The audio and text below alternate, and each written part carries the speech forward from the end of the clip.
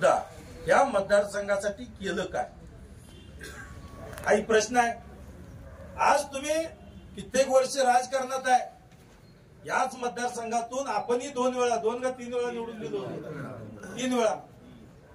तीन वेळा निवडून दिलं होतं। या देशाचं सर्वोच्च पद भोगलं, राज्याचं सर्वोच्च पद भोगलं, पण आपल्याला पंढरपूर मंगळवेढ्याला बाकीचं जाऊ द्या, सोलापूरला काय मिळालं हे परत बघू आपण। परंतु आपल्या मतदारसंघाला काय मिळालं हे आपण या पुढे बघितलं पाहिजे। मिळालं असेल कुठल्या तर गावाला 5-10 लाखाचा फंड, एखादा डीपी कुठलं तर त्यावेळेच्या काळात मिळालं असणार आहे। एक मोटर मिळाली। काय विकास झाला मी सांगतो, त्यांनी विकास खऱ्या अर्थाने चांगला केला। कसा विकास केला? खरंच विकास केला त्यांनी। या मंगळवेढ्याच्या MIDC मध्ये त्यांच्या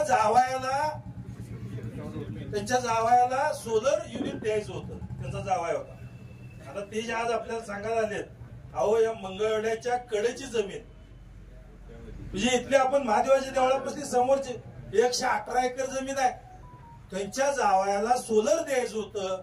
म्हणून आपल्या MIDCतले जगात कुठंच MIDC मध्ये सोलर नाही, जगात नाही, परंतु हे ह्याच्या पदाचा वापर करून 118 एकर जमीन